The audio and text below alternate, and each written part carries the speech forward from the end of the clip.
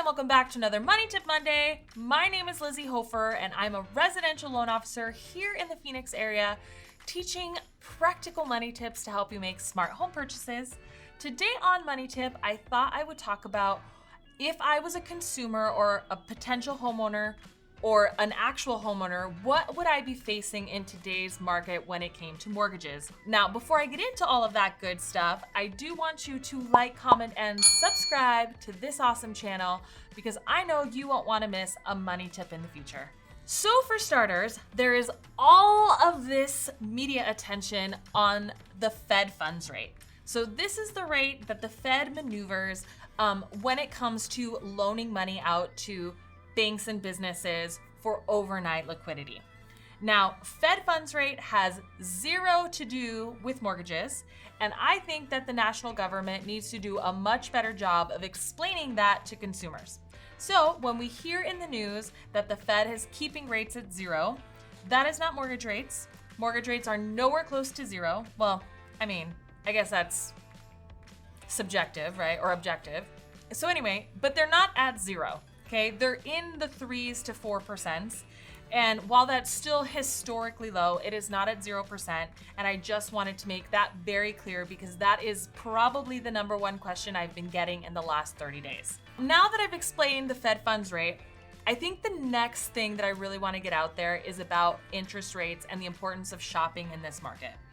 So on any given day prior to what's happened with this whole banking crisis with COVID, interest rates didn't vary that much between bank to bank. I'm talking about 0.25%. But with everything that has been going on, interest rates from bank to bank vary significantly. And I'm talking about high 4%, low 3%, rates in the 2% on a 15-year versus rates in the 3%. And the reason for that isn't the way that bankers get paid, but it actually has to do with the company's actual liquidity availability. There's a difference right now because of the strength of the bank versus your loan officer just trying to rip you off. I just want to make that so clear because interest rates right now vary significantly on the type of program, on credit, on debt to income ratio. You name it, if you add a risk factor, your rate is going up in today's market. Now, I just mentioned something that's kind of a buzz term in mortgages, and it's called risk factors. Now, when we price your mortgage loan, what we're looking at is your probability of repayment. So we're looking at employment history, we're looking at the strength of the income, we're looking at credit payment history, we're looking at all kinds of factors, right, that increase your probability of repayment. Now, when we're talking about risk factors, things that we're looking at now are debt to income ratio, right? Do you have credit cards that are all the way maxed out? Do we see that you have overdrafts in your bank account? So not insufficient funds is a definite negative, and it really hasn't been as highly criticized in the last couple of years, but it is something that we've always been cognizant of in the mortgage industry, and it's definitely making its way as a comeback, right, when it comes to qualifying in this market.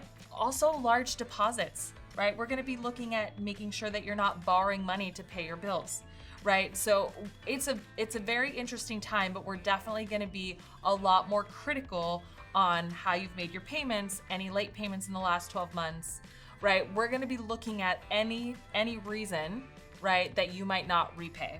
And that's every single lender across the board. So this is probably a time period when you'll see an increased amount in the number of conditions that a bank will ask you for. And yes, I've already heard that it's a cumbersome, process, but it is going to get a little bit more challenging. And when I say challenging, it's just more annoying more than anything else. There's still plenty of financing to be had, especially if you're borrowing anywhere under $510,500 in this marketplace, because that's conforming and below. So anything that is above that is considered jumbo. And yes, there have been quite a few changes in that marketplace. So we're now seeing that jumbo financing is requiring a larger down payment, more money in the bank. They're definitely doing more asset checks and more employment checks on those types of borrowers just because they're loaning out larger amounts of money. You would think that those are typically your most well-qualified borrowers, and I definitely know that when they're in the loan process, they feel that way. But because it's such a large sum of money that the bank is loaning, they're definitely going to have a lot more verifications that are associated with them. One thing that I will also mention, just because I think it's prudent, not every single bank has completely abandoned their jumbo financing, and there's a lot of questions on low down payments and down payment assistance programs. Not all banks have abandoned those. I've seen people put advertisements out there that says there's no jumbo financing or no bond loans, and that's just not true. Many banks have decided not to loan out there, but it doesn't mean that guidelines have changed or that loan programs have gone away completely. So if you're somebody still in need of applying for down payment assistance, that definitely is still available to you. And if you are in need of a jumbo loan program that is more flexible, you might be going to a community bank or a portfolio lender versus your big box banks or your mortgage bankers, right? So there's still, again, financing available. Now, if you're a consumer that's buying and needing financing that's outside of the box, so let's say you were wanting a loan that was based on deposits, right? So bank statements, that financing probably isn't available right now. For an investors, again, that financing is going to be very limited. Anything that was outside of the box, they were typically called non-QM loans. That type of financing was financed through investors, hedge funds, and as we saw the markets decline significantly, that funding got pulled. And unfortunately, I don't know when that is going to come back. And from my previous experience with the last recession, it was almost about 10 years. So I hope that it's sooner than that, but who knows? Now, one thing that's also a little bit peculiar about this type of environment, because a lot of banks are struggling with liquidity, meaning that they have to pay attention to the number of loans that they're funding on a monthly basis to make sure that they have enough warehouse resources, that they aren't going to have margin calls based on their servicing portfolios, right? So they're limiting the amount of locks that can happen. So you may not be able to lock your loan at the very beginning of your process, and you may hear that your loan officer is saying, well, we can't lock in until you have loan approval or final approval, right? So this is common, especially if you're looking for a refinance. It is not the same with all banks, but it's not necessarily a negative thing because interest rates are low because the government is buying mortgage-backed securities, and at least for the next 30 days, this will be the case. And the last thing I want to talk about right now, and I've done a couple of specific videos on this, is the difference between a forbearance and a deferment and a loan modification, and what those implications will be to you if you apply for them.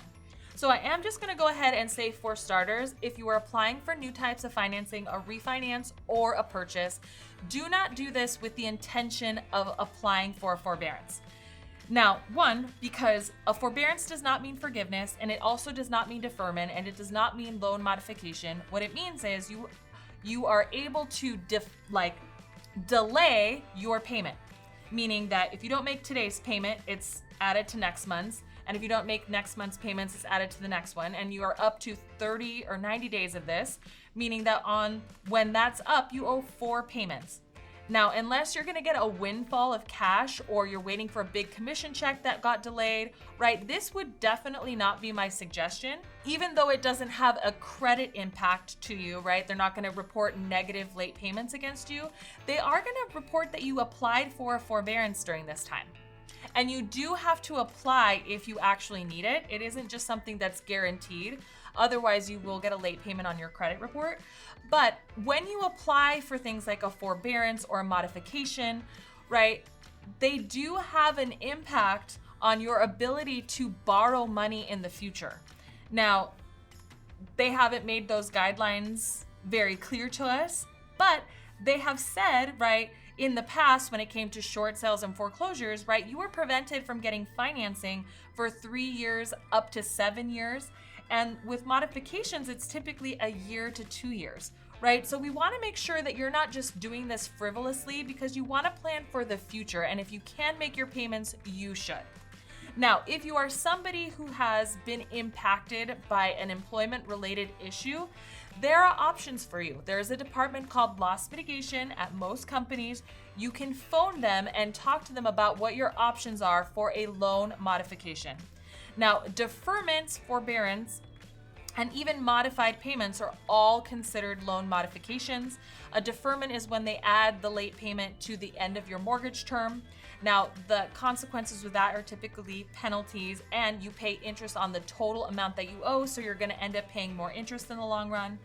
And then a modification means that you're just gonna break up the late payments in a different modified payments, or they're gonna lower your payments, and anything that they've lowered is gonna get, again, tacked on to the end, which means more penalties and interest and fees, right? Now, it's a great move if you wanna stay in your home and you know that you're gonna get back on your feet, which most people are going to do just fine, right? So I just wanna let you know that there are options available to you in terms of a loan modification, but I don't know that I would go down the forbearance route unless you know that you're gonna be getting a large sum of cash in the next couple of months. That leads me to my very last point.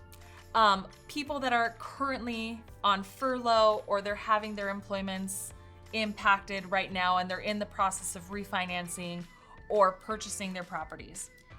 It will have an impact on your purchasing power and your qualifications. And I hate to say that because that's the last thing that, as somebody who is, I'm very sympathetic and I'm very aware of how sensitive this issue is. I don't make the rules, but I do want to educate you on them.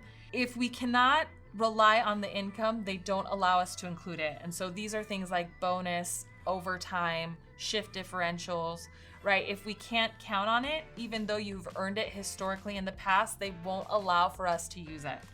And typically these types of extra income, we have to average over the last 12 months. You know, when you are able to use this income again, it'll be at a worst case scenario, so probably the most recent 12 months. So you just want to be aware that if you're using additional types of income to qualify, they're subject to their stability.